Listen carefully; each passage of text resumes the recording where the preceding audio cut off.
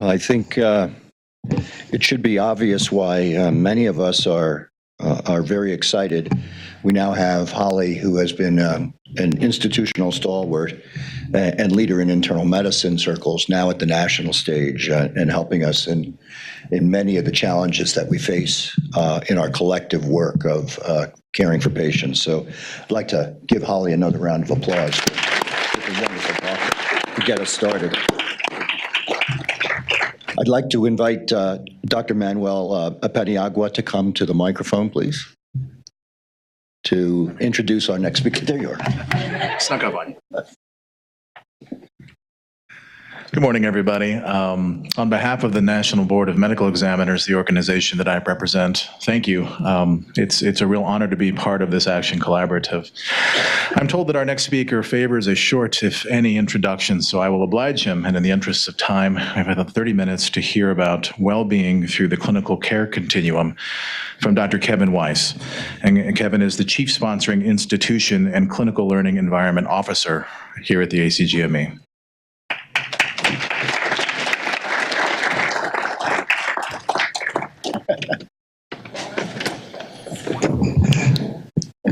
Good morning, everybody. Good morning. Good morning. Good morning. It's a pleasure. It's a pleasure, and most importantly, it's a privilege to be up here for a few minutes talking about some of the work that we do in this thing called the CLEAR program and how it may contribute to your conversation today and into the future.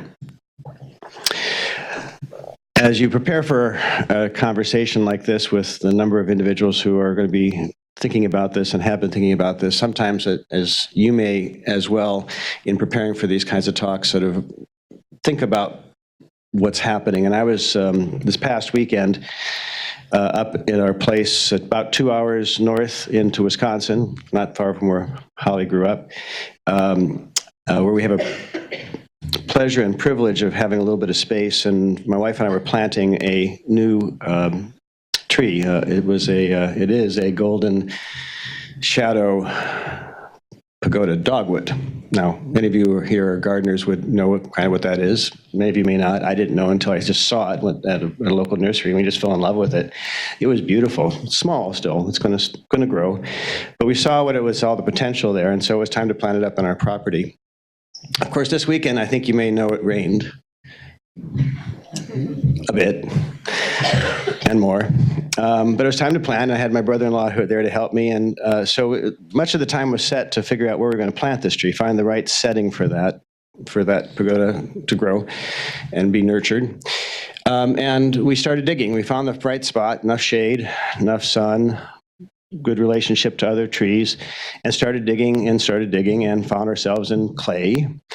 And that was okay. We got the clay out and we started amending the soil. And as my brother-in-law, who's an engineer, and I were chatting, just talking to my wife about, what do we think about this? We started seeing the hole we had just dug filling with water because it was on a little bit of a hillside, and so water was coming through.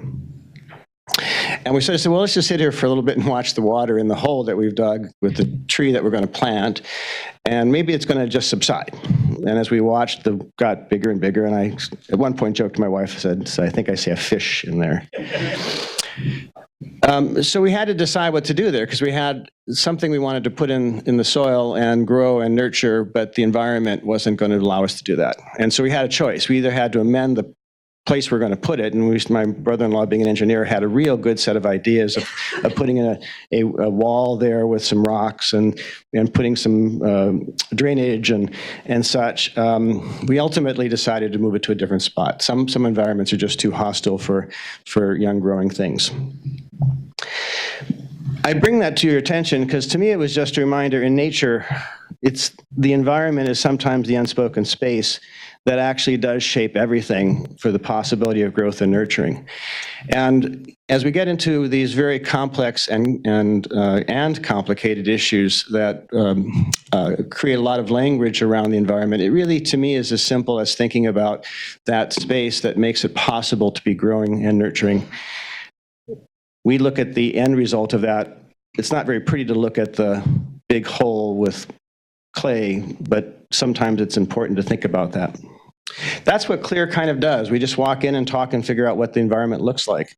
So what I'd like to do is now take you into a conversation about the clinical learning environment from the view of a number of people who we call the CLEAR program, and give you some insights that we've got now as we've been in the field now trying to understand what well-being looks like through a particular lens. And it's the lens of GME, but the good news is for us is that we early on recognized that the lens of the learning environment is not just about doctors, it's about the clinical care team and beyond. I show you this picture here because I just want to put into your mind's eye the many different places that define the clinical learning environment. It's really almost impossible to wrap your head around all the different ways right now in the United States. Early learners in the health professions are learning.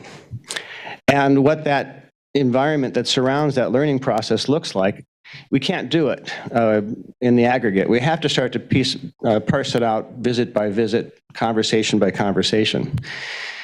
ACGME decided to take this on as a task. The board of directors, after deliberation, said, let's create a formative way of looking at this, truly formative. Isolate it from accreditation rules per se, with one simple rule, and that is anyone who remains accredited at ACGME by way of a sponsoring institution for programs and training physicians will have to, every couple years, undergo a formative evaluation where we come in and take a look at the learning environment. And there's only a couple requirements in that, if there is such a thing, or standards, and that is you have to have it every couple years, and at the beginning of the meeting, the conversation has to open up with the leadership of graduate medical education and the clinical environment, specifically the CEO of the health system.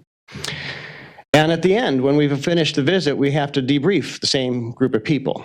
And as long as we do that and have a chance to have a real go around and talk with the folks in the learning environment, that's all we have to do to achieve that standard that ACGME set.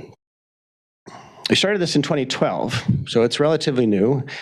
The most important feature to this was not the visit, but it was to create a conversation with the leadership about what the learning environment is, what surrounds that need to be nurtured new learner. We focused primarily on what is in our wheelhouse at ACGME, and that is the physician early learner, the resident and fellow, but we recognize very quickly that the environment has to be broader than that, and so you'll see how we've been trying to look at that. Now, Holly was great to point out that there are 6 focus areas. What's interesting is that over time we've changed those focus areas. Well-being actually started out as fatigue and duty hours. Now it's well-being, and it'll be the focus of this short conversation. What you see next to it is transitions in care. In the very next version, which will be going out in protocol, we call Protocol 4, and starting up next year, that transitions in care converts itself, evolves to teaming. And if there's time during the Q&A, we can talk a little bit about that. And it's actually nice because it's sitting next to well-being, and in a visual way, giving me comfort to recognize that those are part of the interprofessional journey that we have to be on. In order for us at the CLEAR program to establish where we wanted to go, and more importantly, tell the community where we were headed, we had to actually create some sort of a document that would give us a common mental model. And I bring to your attention what we call the CLEAR Pathways to Excellence. And you can, if you haven't seen them, I encourage you to go online. They're easily downloadable. We're on version 1.1, and 1.1 is different than version 1 because it has well-being in it.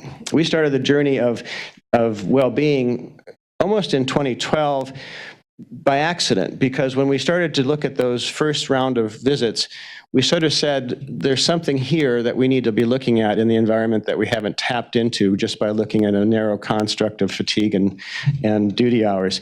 That is a bit broader about how people are feeling in the position they are working in this environment where residents and fellows are trained. And we went to our board somewhere in 2015, and the board of directors said, yes, go in that direction. It took us a full year to create the pathways for well-being, and they look a little bit like this, 4 pathways. The clinical learning environment promotes well-being across the clinical care team. And this was a very big statement for the CLEAR program because it felt out of our wheelhouse to talk about the entire clinical care team, but it also felt very necessary, and very necessary to start with that framing. Because you can't have a good environment without the clinical care team at large being able to feel safe and secure. Pathway 2, clinical learning environment demonstrates special efforts to promote well-being of residents, fellows, and faculty members. So that's the coning down that is the focus of ACGME and is necessary. So it has to be able to demonstrate efforts that it's trying to do this work. Pathway 3, clinical learning environment promotes an environment where residents, fellows, and faculty members can maintain their personal well-being while fulfilling their professional obligations. This is what we kind of struggled with with the word balance, to create balance in life. That in order for us to actually have a really healthy environment, the environment has to pay attention to the other side of our life. It doesn't have to run on the other side of our life. It doesn't have to engage in the other side. It just has to know that there has to be some balance and be mindful of what it's asking of us to create the imbalance. And then the fourth is clinical learning environment that demonstrates the system-based actions for preventing, eliminating, or mitigating impediments to well-being for our wheelhouse, the residents, fellows, and faculty members. You can substitute other members of the clinical care team if you so. For ACGME, we stay in our wheelhouse in this document. The important part to this document, and there's because a lot of words on this slide, but it's the first 3 words in each of those, actually the first 4 words in each of those pathways that are most important. Because it says it's the clinical learning environment's responsibility. It's not the individual's responsibility. And that's very different than anything that would speak to individual accountability. It actually says it's the environment's responsibility to make sure that the soil is good for planting these learners. Now, when we go and try and make those pathways and try and assess against those pathways, we actually have a very formal way we do that. And again, it was alluded to a little bit by what Holly was saying earlier. We start with the meeting of the executive leadership, with leadership of the graduate medical education community. Then we go into some group meetings. We actually have groups of residents and fellows, and then we meet with groups of faculty and groups of program directors. And we actually meet with them in large group, up to 30 at a time, and we use audience response systems so they can provide those kinds of quiet, anonymous responses to us on some questions.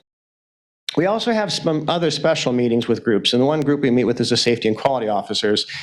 And then we meet with a group that was new to the current protocol, which is the well-being leadership. And I'll get to that because that's essential to this conversation. Once we do those meetings and intersperse with those meetings, we do what we call walking rounds. And walking rounds are just that. We just get up and start walking the environment. And when we do walk the environment, we are pretty much walking any place the resident or fellow, because that's, again, in the case of the CLEAR program, our framing, where they would be either engaged in or affected by, which means it's pretty much open space to the health systems in which they work, because residents can pretty much interact in one way or another with just about any part of the health system. So we get to go to the emergency rooms, and we get to go to the floors, and get to go to the preoperative areas. We get to go to the blood bank, and we go to radiology, and go to the clinics, and do those sorts of things. And talk to anyone and everyone that feels like it's right to talk to try and get a sampling of understanding what the environment is on those 6 issues that I showed you earlier. It's a wonderful time to have a conversation. And this week and week after week, we have an amazing group of people who are right now asking those questions across our learning environments and helping us understand this. And it's a beautiful asset that the board of ACGME has created for this conversation. We owe the community feedback, and we give the feedback by way of a report at 8 weeks. Well, first of all, at the end of the visit, we report back to the people we visited with. About 8 weeks later, with the amazing help of Robin Wagner and her team, get a written report out so that they actually see what we said in the oral report out. And then we owe the entire community a national report. The most recent one was in 2018, which did not have well-being in, but alluded to well-being. And in fact, the last set of visits that we went on in this report was the reason we had to begin to explore well-being, because it was so obvious that this was an important issue. So let me now present you a little bit of the data. Now, this is interim data. This is, I was very pleased that Nancy Coe and members of our team were able to aggregate up some knowledge, but I'm not going to show you it in a quantitative fashion because it's premature to do that. We've only done about 65% of the visits on this current round. So you're seeing the data well in advance of when it's going to become public, and you're going to see it more in the qualitative concept ways to help you sort of think through what you might want to incorporate into your discussions later today. It reflects about 8,000 residents and fellows' voices, about 7,000 faculty members, 5,000 program directors, and more than 1,000 executive leadership, CEOs, chief nursing officers, chief medical officers, sometimes chief financial officers, deans, individuals like that. And more than 1,000 walking rounds, which means a countless number of wonderful individuals who serve as the CARET team. So there's a lot there to try and pull together, and I only can present you some selected findings. So I can't show you the full picture, and it's going to look like a little bit of this, a little bit of that, to try and give you just the beginnings of a painting that you can put into your mind's eye. But you'll have to fill in the spaces between because I'm not going to be able to present you all the data today. So when we talk about the residents, and we actually speak with them about their views or what they're beginning to see, in our limited ability to ask certain questions, what we found was that across the CLEs, most of the residents and fellows we spoke with reported that the clinical learning environment has successful systems to ensure patient safety from the risks of residents and fellow fatigue. That seems like a pretty straightforward one. Everyone okay with that? Yes? No? Maybe?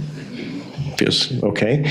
On another part, though, we asked them what would they themselves do if we painted a scenario where they were pretty much flat out tired. They went through mitigation, through as much caffeine as they could tolerate, took a nap. That didn't do it, and they're still tired, where they still power through to the end of their to the end of their shift that day. And what we found is that a surprising large number would say yes, they would still power through, even though they know they're fatigued, because that's what they needed to do in that environment. The residents also said that they sometimes see signs of burnout among their faculty member. And this was interesting because we were places where residents didn't see any faculty, and some that they did.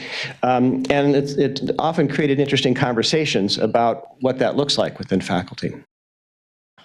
When we met with the faculty and program directors, we found that across the clinical learning environments, many faculty members and program directors reported that their learning environment created an environment that promotes a balance between faculty workload and their well-being. So as we go across the country, and now we've looking at 300 or 400 places we visited, that the general sense is there's an attentiveness to attention to faculty workload and their well-being, and at the same time, across the CLAs, you find some faculty and program directors that speak to the fact that the volume intensity of the faculty's clinical workload actually adversely impacts their ability to serve as the mentors, to teach. So we've got this kind of a good space, but with problems, feel to this piece of it.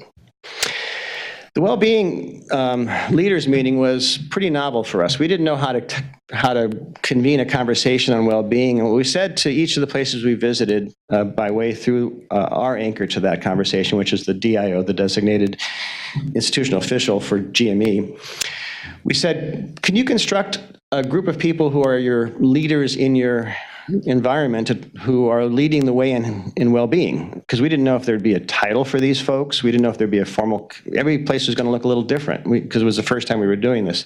And in fact, that's what's happened, is when you go to no two places that we visit really have the same leadership function around well-being. And there's a whole conversation that can be had about that and the need for structure and what that will emerge with. In these meetings, I have to say my favorite one, I went on a visit and they brought in as part of the leadership a support dog. That was kind of, it was a lab, and I like labs, and I sat next to me. It was nice. Most clinical and learning environments appear to have activities or programs that relate to the physical and emotional well-being of residents and fellows. And we actually saw this, and this was reassuring. We actually saw that there's a tentativeness being paid to residents and fellows on well-being at most of the places we're visiting, and that's a good feeling. Most CLEs do not appear to have a strategy to support the well-being of the clinical care team. So we're seeing in these first set of meetings that we're having across the country that there's a coning down, and perhaps that's because ACGME has gotten very specific in what it's saying that must be done. Maybe that accreditation lever that Holly spoke with a little bit ago. But it's not, when you talk with the leadership that we had seen convene in this conversation on well-being, it didn't broaden itself easily out to the entire clinical team. And most CLEs do not appear to monitor whether the faculty's clinical workload is adversely impacting the teaching responsibilities. It's just presumed that someone's taking care of that. And probably someone is taking care of it, or actually probably many people, but it's not something that is being viewed as a function of those folks who are being asked to speak for the leadership of well-being. Most clinical learning environments appear to be engaged in reactive efforts to eliminate harm to patients to physician burnout. This is an important issue when we talk to the patient safety community, and that is, what are you doing to look for how burnout may be causing risks? And often in those conversations, in the safety and quality safety, they don't see that connection yet. It comes up as oh, that's an interesting thought, not necessarily something that is being done. It's not the connection between patient safety as seen through the patient safety community and the education community hasn't linked up tightly around physician burnout yet.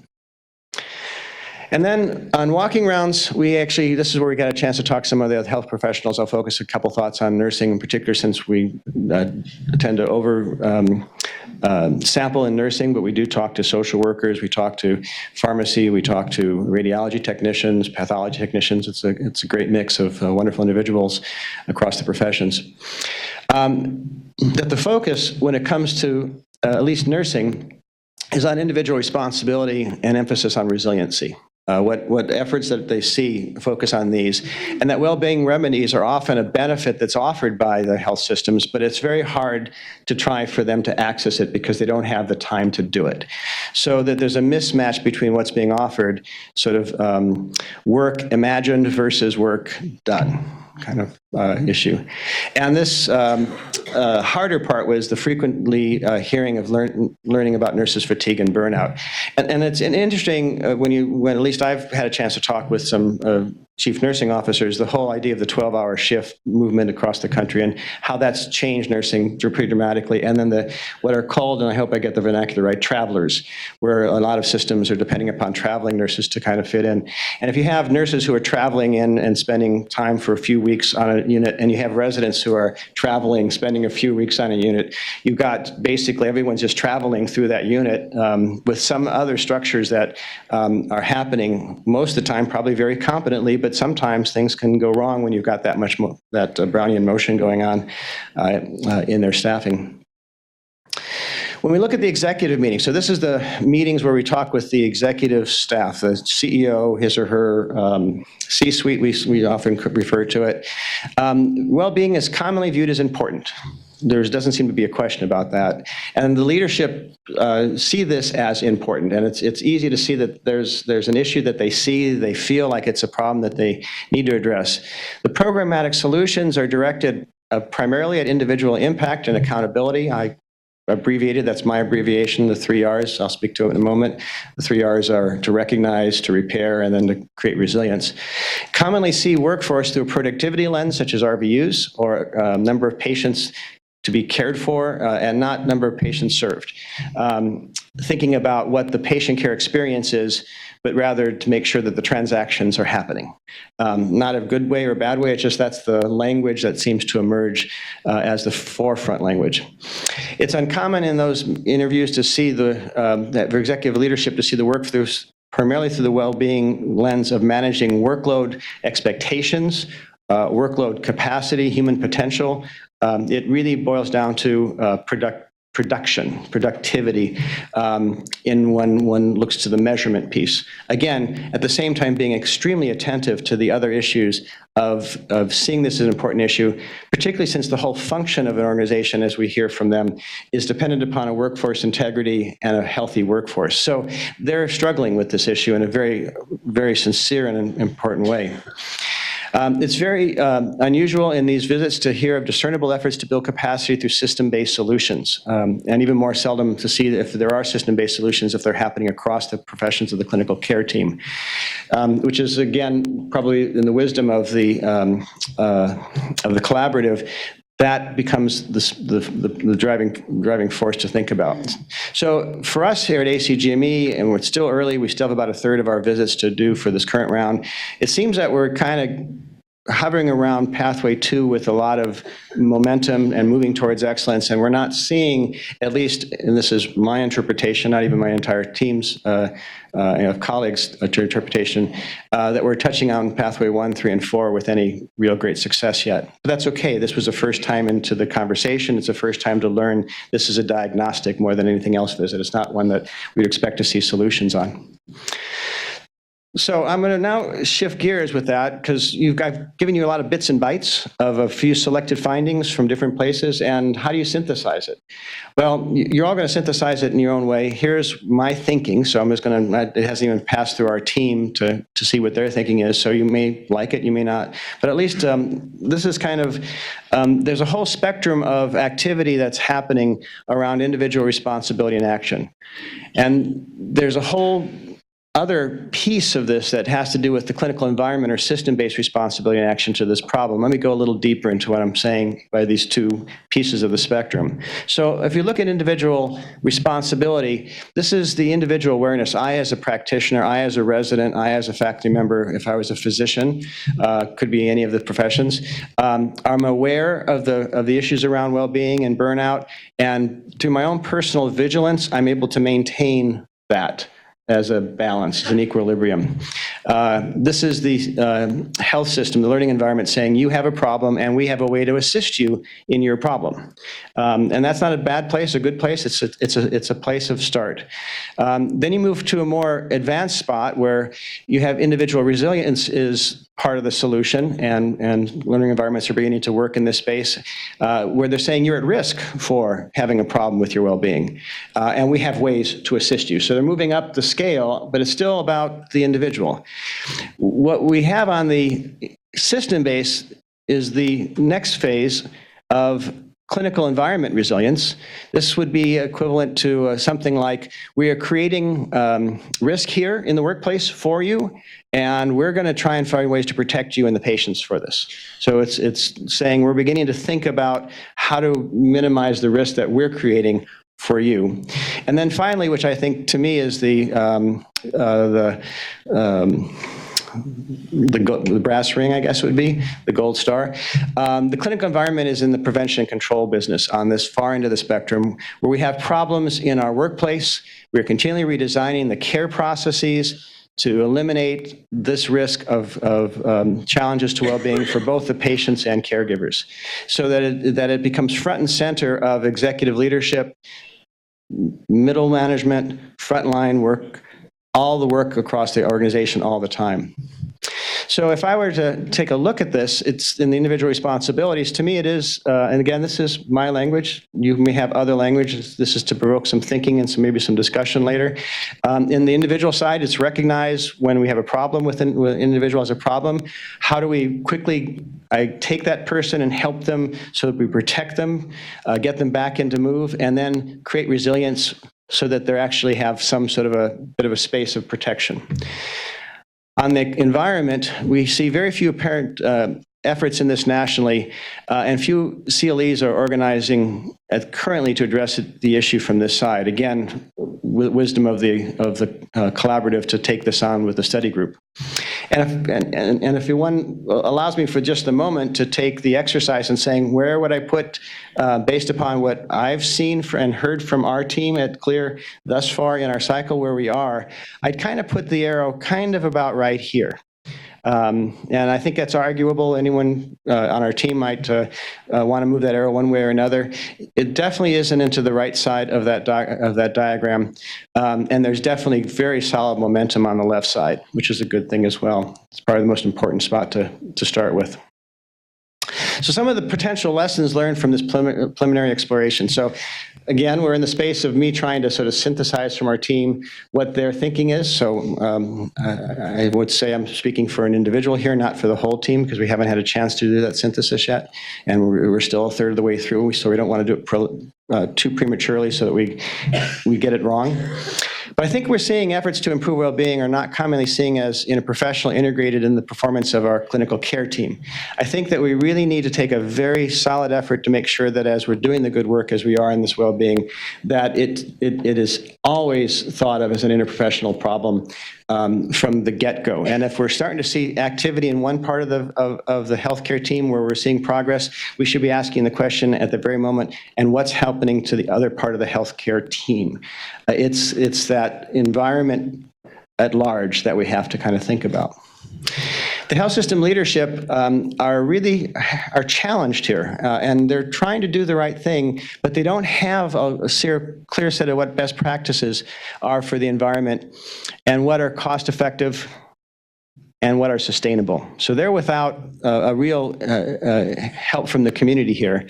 And there doesn't appear to be yet a national reservoir of successful practices by which the senior leadership can steward the rapid system change that they're been asked to do. So we have to be careful about over-asking the executive leadership without providing them the tools that they need to be able to do this. And that's going to be, in part, helped by the evidence-based review, but it's going to also require some additional build-up. So I presented you some of the way that ACGME's CLEAR program has looked at this problem. It's a diagnostic right now. It's the first time out on well-being. One finds it hard to comment as it is good or bad. It just is what we're seeing in the nation through this particular lens that ACGME is. I've not been asked to, and a good thing too, because I'm not smart enough to know the solutions here. So it's always hard to present part of the problem, but not offer you the solution yet. But in this room is some great talent to help think through solutions. And then just a final note, which is that everything I presented here happens because of a lot of wonderful people who are behind it. And I'm just going to highlight two groups of wonderful people. What you're seeing here is a picture of our CLEAR team, and there's a CLEAR evaluation team with some amazing bunch of volunteers who help it through the entire talk. And it says I should stop, so why don't I stop?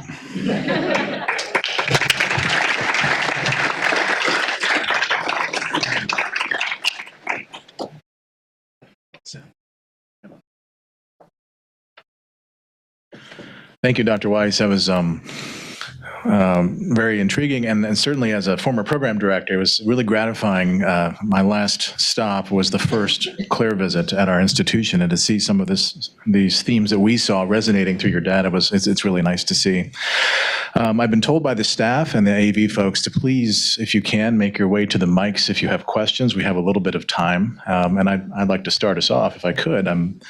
Wanted to ask you about, as you look through all this data, and your team has done an incredible amount of work even to get to this point, what surprised you the most about what you saw on the ground in terms of the challenges our trainees face in sustaining or maintaining well-being in the face of all these systematic challenges?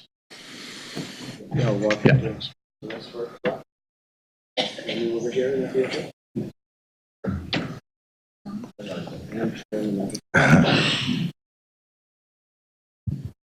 Okay, great. So, boy, that's a really tough question about what do we see as some of the bigger challenges. I think one of the really beautiful things to see is that through the work, and it must be through the work of the collaborative, you've activated a community, and there's a lot of interest in well-being. It's been accelerating over the past couple of years, and that's beautiful. The hard part is to see that the residents are being helped to solve this, often in this space of how do we solve it for, kind of put the bubble around and protect you so that you can move through.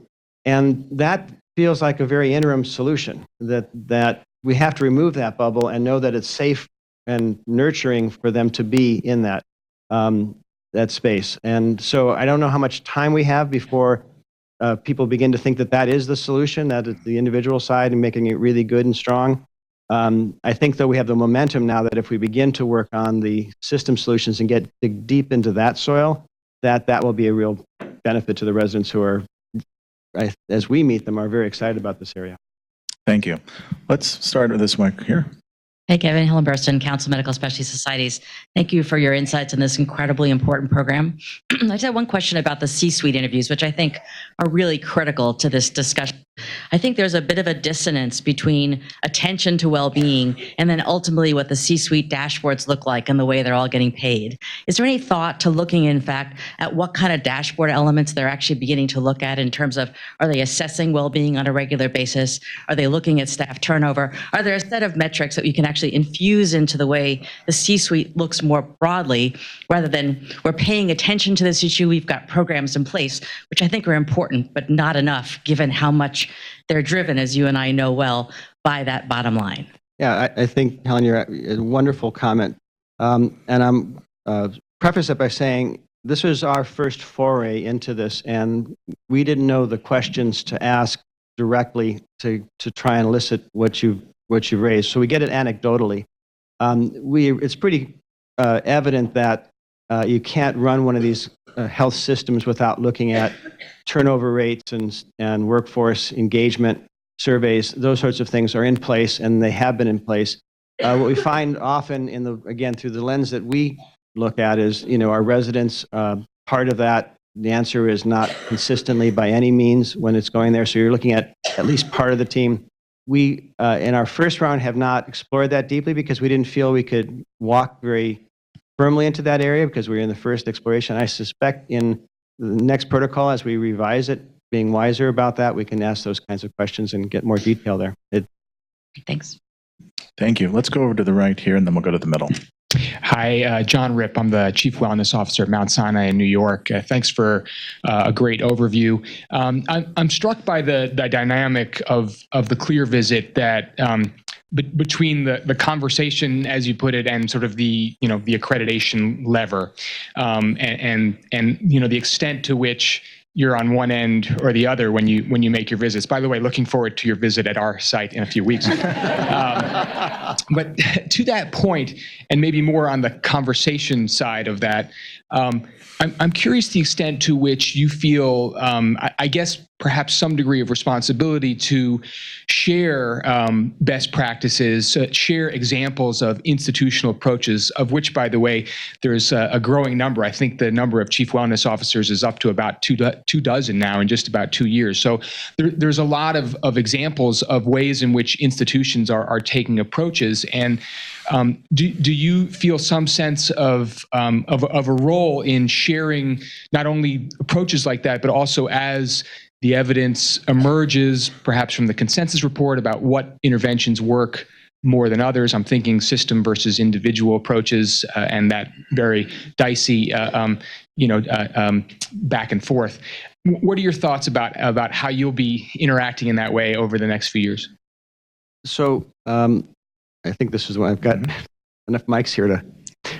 So let me start by being very careful about my use of language in case I, in any which way, suggested, and it's natural to do it, which is the individual versus the system. I actually see them as a spectrum, and they probably should not be put in juxtaposition to each other, but rather a continuum of solutions. The challenge is right now we have such a paucity on one side. It feels like it's this versus that, and that's important. How do we learn from the clear data? And for that, the board of ACGME put together support for a 4-year program, which again was alluded to in part by Holly, which is called Pursuing Excellence.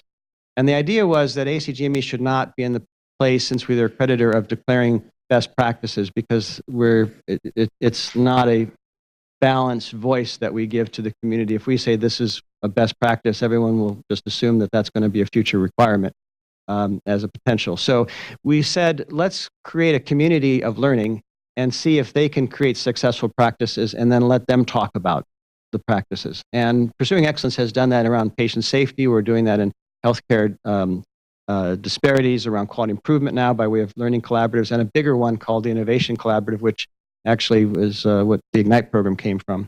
And that's proving to be very helpful to show how we can take the data and not just be the bringer of problems, but rather ACGME can be part of a community that helps with the solutions.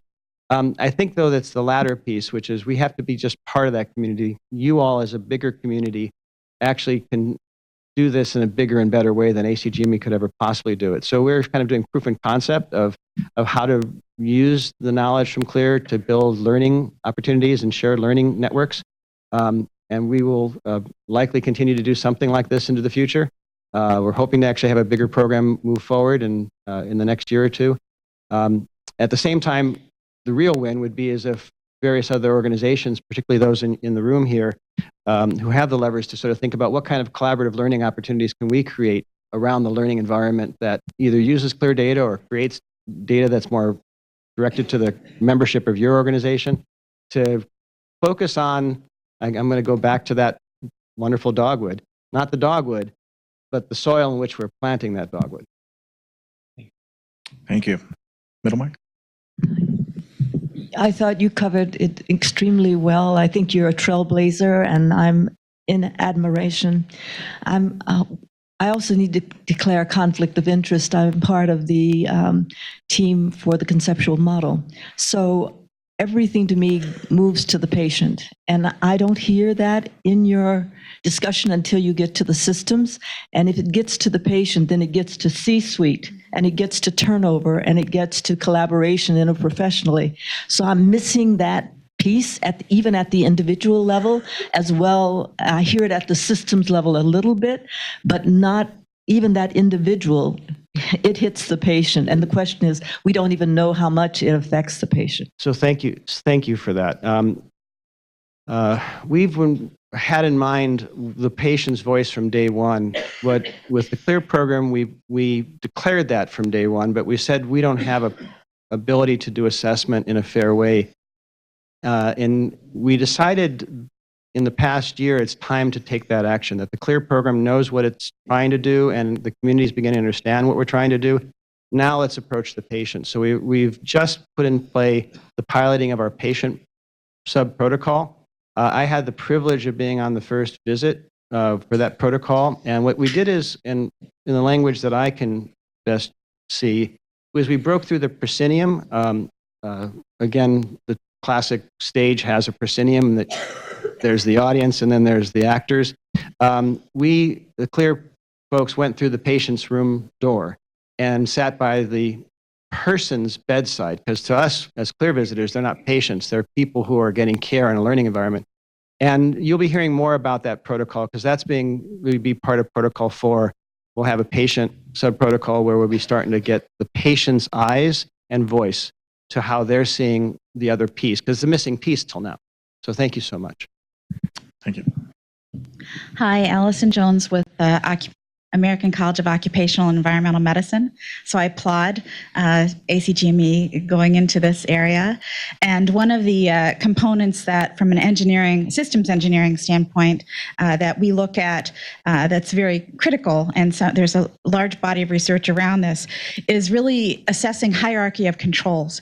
So in NIOSH, one of the things that we really look at to try to do is to do elimination. That's a very effective way to implement controls, very efficient.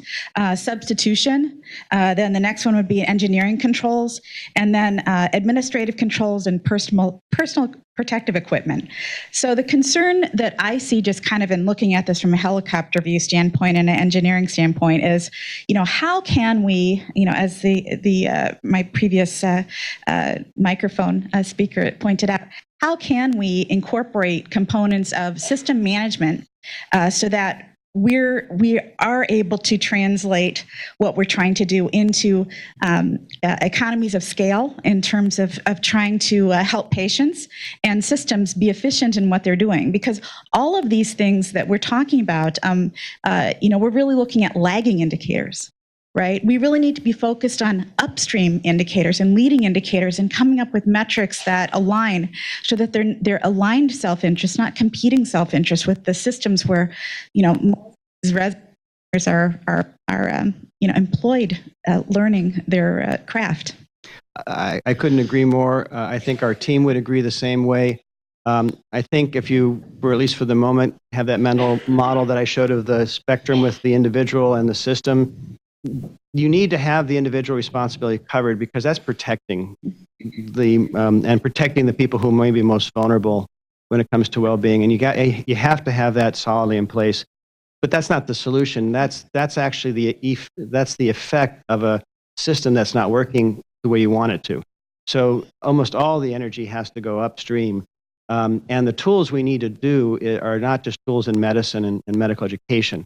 I think systems engineering becomes a tool that we think about business management and management engineering, those kinds of things that we in the health professions don't put in early in our training, probably need to be inserted earlier. There's a big movement, and I know the AMA, through their last learning consortium with undergraduate medical education, put out a book on health systems management.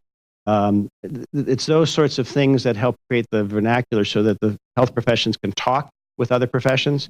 The best example I saw of that was in my experience, was in the Pursuing Excellence up in Maine, where they created a new interdisciplinary unit, and they showed how the engineers, the system engineers who helped them, showed how by re-engineering the care process, they did several things, but the most important thing they did from a learner standpoint is, and you could see it visually, it's a beautiful visual, where they actually followed learners around during the day and showed how broken up their day was in terms of when they could be with a patient, when they could be learning, and when they were tasking on something that was needed to be done but wasn't one of those two functions. When you first look at it in the pre-stage of their, what they call their IPACE unit, it was a beautiful random color scheme, kind of a potpourri of colors. When they transitioned it, there were blocks of time that were allotted to learning, to patient bedside, to other activities, and they were more consistent. And you think about our own lives, we like a level of consistency to be able to get our heads into what we're doing, not being fragmented into 1,000 different pieces. So engineers can, and the engineering model is going to be an important asset here. My apologies, I've been given the 1-minute warning here, so I think if you can make your comments brief. Yep, so this is a comment from one of our remote participants, Kim Templeton from the American Medical Women's Association. So she says, the comments about Claire reflect the recommendations from the paper released yesterday about women physicians. Emphasis needs to occur within the institution, not placing the responsibility on the individual. This is especially true for residents who have less ability to control their environments. So thank you. Well received. Thank you.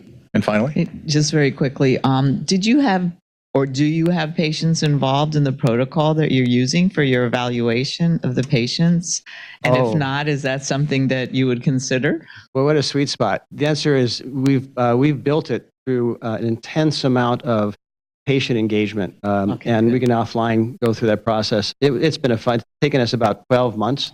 And the one thing about that protocol that I'm particularly excited about, and Robin Wagner and her team who helped develop this, and Robin Dibner who helped lead this with Robin Newton and other folks in the team, we decided that we don't post our questions for Clear broadly, but for the patient protocol, we're actually, when we finally lock down the protocol and go into full implementation next year, we're going to post those questions on our website, and so people, and partly it's because we want the health systems to know there's no secret. These are the questions we're going to ask. But partly to help strike the conversation, let people ask the questions even when we're not there. This is a powerful opportunity. Excellent. So thank you, and we're happy to tell you more of the details offline. Okay, good. Yeah, I'd love to see the questions. Well, please join me in thanking Dr. Weiss. And thank you for your active engagement.